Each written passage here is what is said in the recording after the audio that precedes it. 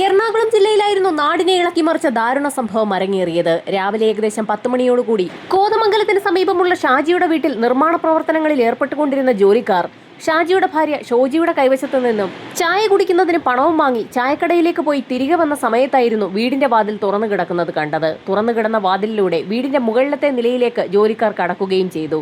ഈ സമയത്തായിരുന്നു കൂട്ടത്തിലുണ്ടായിരുന്ന ഒരു ജോലിക്കാരൻ താഴത്തെ നിലയിലുള്ള മുറിയിൽ ഒരു സ്ത്രീ അസ്വാഭാവികമായ നിലയിൽ തറയിൽ കമിഴ്ന്നു കിടക്കുന്ന കാഴ്ച കണ്ടത്.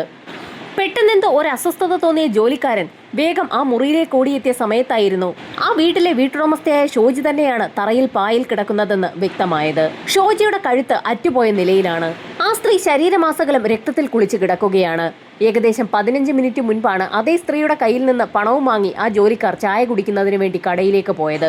അമ്പരപ്പിക്കുന്ന ആ കാഴ്ച കണ്ട് ഭയന്നുപോയ ജോലിക്കാർ ഉടൻ തന്നെ അലറി വിളിച്ച് കരഞ്ഞുകൊണ്ട് വീടിന് പുറത്തേക്ക് ഇറങ്ങി ഓടി. റോഡിലെത്തിയ ജോലിക്കാർ അവിടെ കണ്ട ആളുകളോടൊക്കെ വിവരം പറഞ്ഞതും നാട്ടുകാരൊക്കെ വീടിനുള്ളിലേക്ക് ഇരച്ചു കയറി. ഓടിയെത്തിയ നാട്ടുകാരും നടുക്കുന്ന ആ കാഴ്ച കണ്ടു. ഷോജിയെ ആരൊക്കെയോ ചേർന്ന് അതിക്രൂരമായി കൊലപ്പെടുത്തിയിരിക്കുകയാണെന്ന് നാട്ടുകാർക്ക് വ്യക്തമായി. ഈ സമയത്ത് ഷോജിയുടെ ഭർത്താവായ ഷാജി സ്ഥലത്തുണ്ടായിരുന്നില്ല. ടൗണിൽ ഒരു കട നടത്തുന്നത് കൊണ്ട് തന്നെ അത് രാവിലെ തന്നെ ഷോപ്പ് തുറക്കുന്നതിനായി അയാൾ കടയിലേക്ക് പോയിട്ടുണ്ട്.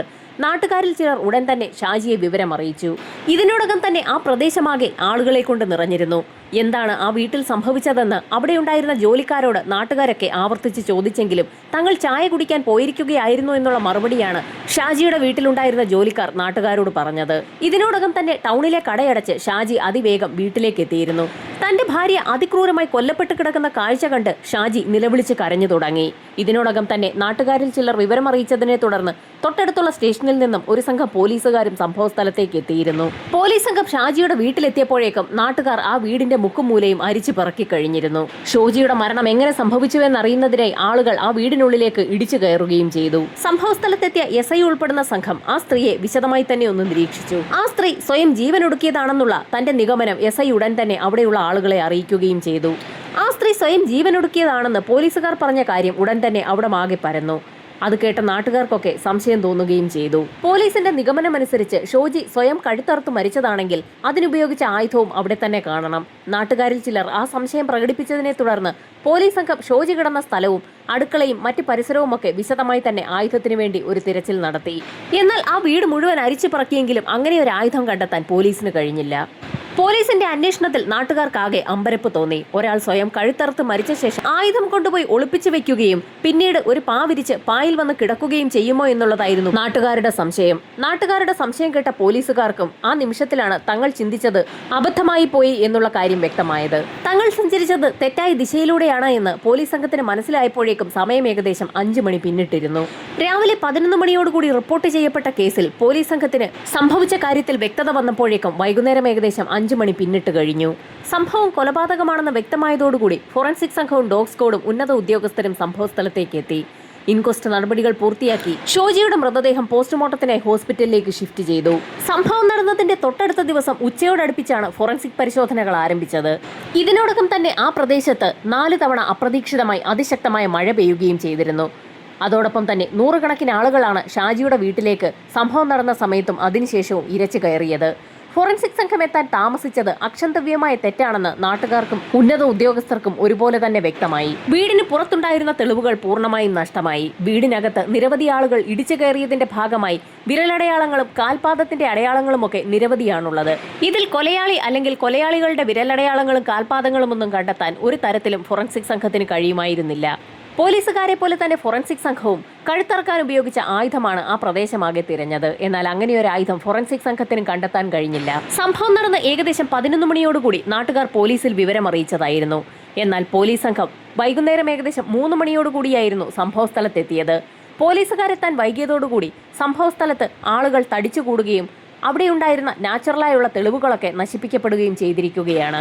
കൃത്യസമയത്ത് സംഭവസ്ഥലത്തേക്ക് പോലീസിനെത്തുകയും ക്രൈം സീൻ ലോക്ക് ചെയ്യുകയും കഴിയാതിരുന്നത് വലിയൊരു കൃത്യവിലോപമായി ഉന്നത ഉദ്യോഗസ്ഥർ ചൂണ്ടിക്കാട്ടി. ഇതിനിടയിൽ നാട്ടുകാർ മറ്റൊരു കാര്യം ഫോറൻസിക് സംഘത്തെയും പോലീസിനെയും അറിയിച്ചു. സംഭവം നടന്ന ദിവസം നാട്ടുകാർ ആ പ്രദേശത്തൊക്കെ തിരച്ചിൽ നടത്തിയപ്പോൾ ഷാജിയുടെ വീടിന്റെ മതിലിനോട് ചേർന്നുള്ള തൊട്ടപ്പുറത്തെ പറമ്പിൽ വീട് പണിക്ക് മണലിറക്കിയിട്ടിട്ടുണ്ടായിരുന്നു. ആ മണലിൽ ഒരു വ്യക്തി ചവിട്ടിയതിന്റെ കാൽപാദങ്ങൾ പതിഞ്ഞിട്ടുമുണ്ടായിരുന്നു. ആ കാൽപാദത്തിന്റെ അടയാളങ്ങൾ മാഞ്ഞു പോകാതിരിക്കുന്നതിനായി ആളുകൾ ഒരു വാഴയിലയൊക്കെ വെട്ടി അതിന്റെ മുകളിലിട്ട് അടയാളം തീർത്തിരുന്നു. എന്നാൽ നിരവധി ആളുകൾ വൈകുന്നേരത്തോടകം ആ പ്രദേശത്തേക്ക് ഇരച്ചു കയറിയതിന്റെ ഭാഗമായി ആ കാൽപാദത്തിന്റെ അടയാളങ്ങളൊക്കെ മാഞ്ഞു പോയിരിക്കുകയാണ്. നാട്ടുകാർ പറഞ്ഞതിന്റെ അടിസ്ഥാനത്തിൽ ഫോറൻസിക് സംഘം മണൽക്കൂനയുടെ ഭാഗത്ത് തെളിവെടുപ്പിനായി എത്തിയപ്പോൾ അങ്ങനെ ഒരു കാൽപാദവും വാഴയിലയും അവിടെങ്ങും കണ്ടതുമില്ല. വീട്ടിൽ ജോലിക്കാരുള്ളതുകൊണ്ട് തന്നെ വീടിന്റെ മുൻഭാഗത്തു കൂടി കടന്നു വന്നാൽ ആ ജോലിക്കാരുടെ ശ്രദ്ധയിൽപ്പെടാൻ സാധ്യതയുണ്ടെന്ന് മനസ്സിലാക്കിയ കൊലയാളി വീടിന്റെ പിൻഭാഗത്തുള്ള പറമ്പിലൂടെ മതിൽ ചാടി കടന്നാണ് എത്തിയിരിക്കുന്നതെന്ന് ഇതിൽ നിന്നും വ്യക്തമാണ്. എന്നാൽ പോലീസ് സംഘവും ഫോറൻസിക് ടീമും ഒക്കെ എത്തിയപ്പോഴേക്കും ആ കാൽപാദങ്ങളുടെ അടയാളങ്ങളൊക്കെ നാട്ടുകാർ ചവിട്ടി തേച്ചു കളഞ്ഞിരുന്നു. ഇതിനിടയിൽ പോലീസ് നായ സംഭവസ്ഥലത്തെത്തി. പോലീസ് നായ അവിടെ എത്തി മണം പിടിച്ചെങ്കിലും പ്രത്യേകിച്ച് ഒന്നും തന്നെ കണ്ടെത്താൻ കഴിഞ്ഞില്ല. അവിടെ ജോലി ചെയ്തുകൊണ്ടിരുന്ന പണിക്കാരെയും നാട്ടുകാരെയും ഒക്കെ പോലീസ് സംഘം വിശദമായ ചോദ്യം ചെയ്യലിന് വിധേയമാക്കി. ഇതിനിടയിൽ ഷാജിയും ഭാര്യ ഷോജിയും തമ്മിൽ ഇടയ്ക്കൊക്കെ വഴക്കുണ്ടാകാറുണ്ടായിരുന്നു എന്നുള്ള കാര്യം നാട്ടുകാരും അവിടെയുണ്ടായിരുന്ന പണിക്കാരുമൊക്കെ പോലീസുകാരെ അറിയിച്ചു. അതിന്റെ ഭാഗമായി പോലീസ് സംഘം ഷാജിയെ കസ്റ്റഡിയിലെടുത്ത് ചോദ്യം ചെയ്യുകയും ചെയ്തു. എന്നാൽ തനിക്കൊന്നും അറിയില്ല എന്നുള്ള മറുപടിയാണ് ഷാജി പറഞ്ഞത്. നാട്ടുകാരുടെ മൊഴിയെ തുടർന്ന് 18 ദിവസത്തോളം ഷാജിയെ പോലീസ് സംഘം റിമാൻഡ് ചെയ്യുകയും ചെയ്തു. ദിവസങ്ങൾ കടന്നുപോയിട്ടും കേസിൽ ഒരു വഴിത്തിരിവും ഉണ്ടാകാത്ത സാഹചര്യത്തിൽ നാട്ടുകാർക്കും പോലീസുകാർക്കും ഒരുപോലെ സംശയം തോന്നി.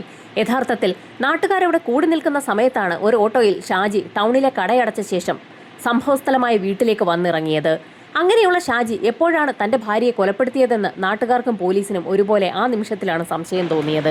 ഷാജി എന്തെങ്കിലും കാര്യങ്ങൾ പോലീസിൽ നിന്ന് മറച്ചു വെക്കുന്നുണ്ടോ എന്നറിയുന്നതിനായി ഷാജിയെ കൊണ്ട് സത്യം പറയിക്കാനായി പോളിഗ്രാഫ് ടെസ്റ്റ് പോലും പോലീസ് സംഘം നടത്തി. എന്നാൽ ആ ടെസ്റ്റിൽ ഷാജിയാണ് വിജയിച്ചത്.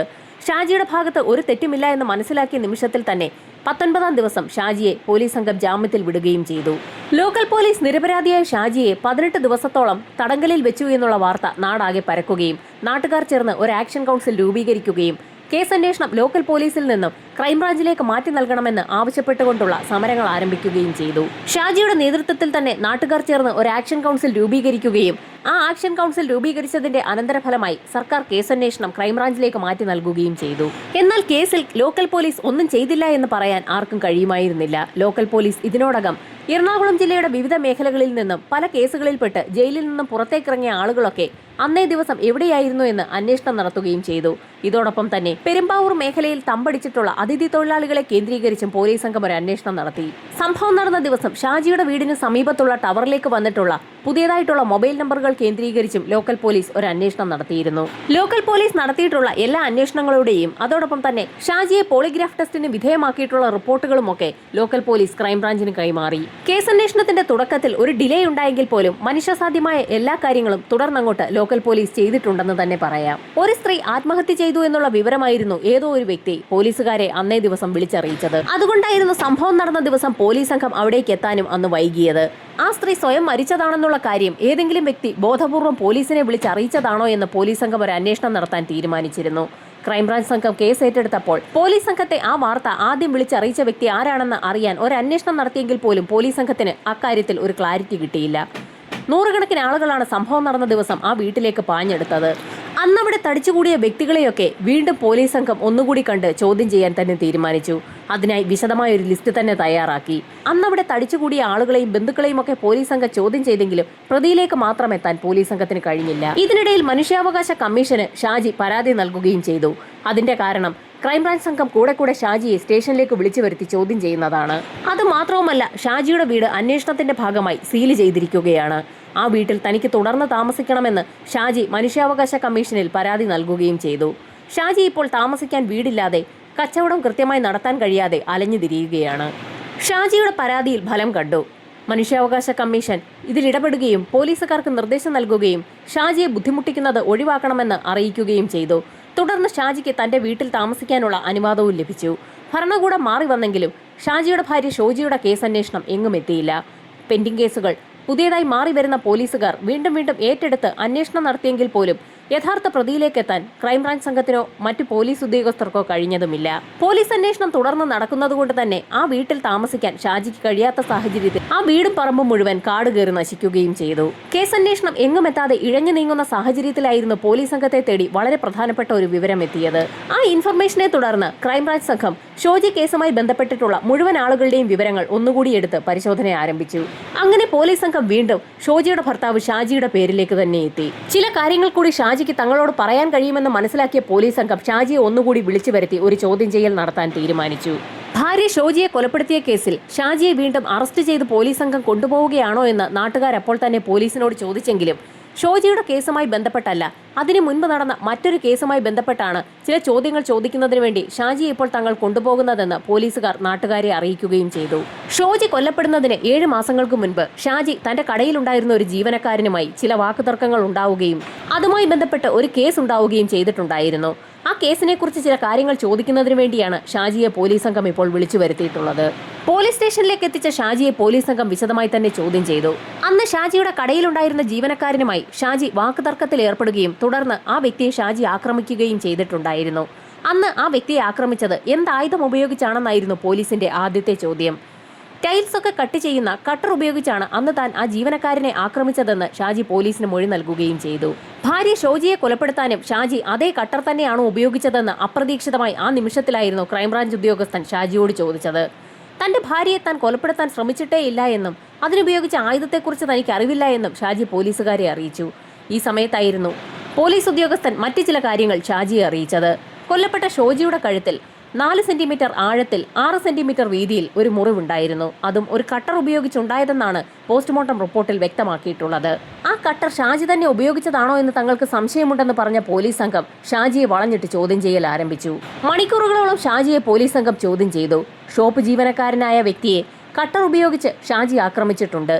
ദേഷ്യം വന്നപ്പോൾ അതുപോലെ തന്നെ തന്റെ ഭാര്യയെയും അതേ കട്ടർ ഉപയോഗിച്ച് തന്നെയാണോ ഷാജി ആക്രമിച്ചതെന്നുള്ളതാണ് പോലീസിന്റെ ചോദ്യം. പോലീസിന്റെ ചോദ്യം ചെയ്യലുകൾക്ക് മുൻപിൽ പിടിച്ചു നിൽക്കാൻ കഴിയാതെ ഷാജി പല കഥകളും പറഞ്ഞു തുടങ്ങി.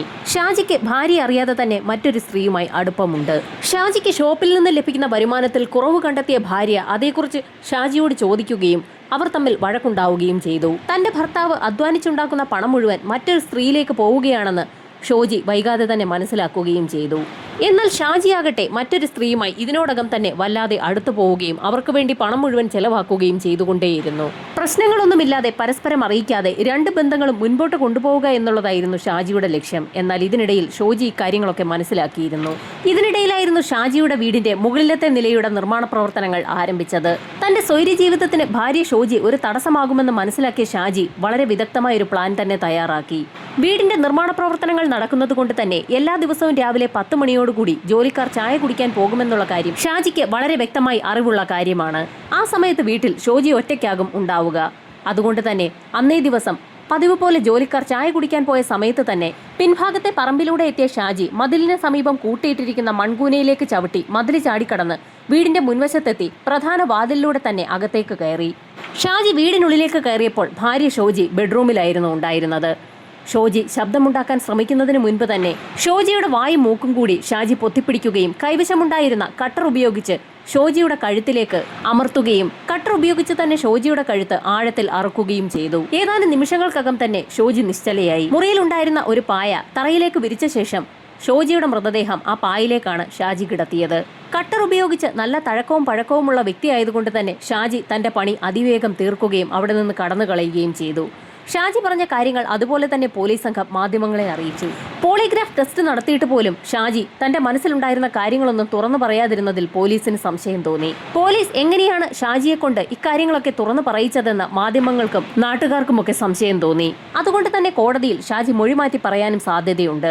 ഒരു സൈക്കോളജിക്കൽ അറ്റാക്കിലൂടെയാണ് പോലീസ് സംഘം ഷാജിയെ കൊണ്ട് സത്യം പറയിച്ചതെന്നാണ് ക്രൈംബ്രാഞ്ച് സംഘം വ്യക്തമാക്കിയിരിക്കുന്നത്. പോലീസിന്റെ കർക്കശമായ ചോദ്യം ചെയ്യലുകൾക്ക് മുൻപിൽ ഷാജി കുറ്റസമ്മതം നടത്തിയിരിക്കുകയാണ്. നാട്ടുകാരുടെ മൊഴിയനുസരിച്ച് സംഭവം നടന്ന ദിവസം ഷാജി കടയിലായിരുന്നു. ഇതിനിടയിൽ വീട്ടിലെത്തി കൃത്യം നടത്തി ഷാജിക്ക് മൊബൈൽ ഷോപ്പ് വരെ എത്താനുള്ള സമയം കിട്ടിയോ എന്നുള്ളതാണ് ഇപ്പോൾ ഉയരുന്ന ചോദ്യം. അതുമാത്രവുമല്ല, അന്നത്തെ പോലീസ് റിപ്പോർട്ട് അനുസരിച്ച് ഷാജിയുടെ ടവർ ലൊക്കേഷൻ സംഭവം നടന്ന സമയത്ത് കടയിൽ വെച്ച് തന്നെയായിരുന്നു. പിന്നെ എങ്ങനെയാണ് ഷാജി വീട്ടിലെത്തിയതെന്നുള്ള ചോദ്യവും ഉയരുന്നുണ്ട്. കോടതിയിൽ ഇക്കാര്യങ്ങളൊക്കെ ഷാജിക്ക് അനുകൂലമായി വരുമോ എന്നുള്ളതാണ് ഇനി കാത്തിരുന്നു കാണേണ്ടത്. പോലീസ് സംഘം വ്യക്തമാക്കിയിട്ടുള്ളതുപോലെ തന്നെ ഷാജിയുടെ കുറ്റസമ്മത മൊഴി മാത്രമാണ് ഇപ്പോൾ നിലവിലുള്ളത്. കോടതി ഷാജി കുറ്റവാളിയാണോ എന്നുള്ളത് പ്രഖ്യാപിക്കുന്നതുവരെ ഷാജിയെ കുറ്റവാളിയെ കാണാനും കഴിയില്ല. പോളിഗ്രാഫ് ടെസ്റ്റിൽ പോലും ഷാജി പിടിക്കപ്പെടാതെ ഇരുന്നത് ഇപ്പോഴും ഒരു അതിശയമായി തുടരുകയാണ്. കോടതിയിൽ വാദപ്രതിവാദങ്ങൾ തുടരുന്ന സാഹചര്യത്തിൽ ഷാജി കുറ്റവാളിയാണോ അല്ലയോ എന്നുള്ള കാര്യം ഉടൻ തന്നെ അറിയാൻ കഴിയും.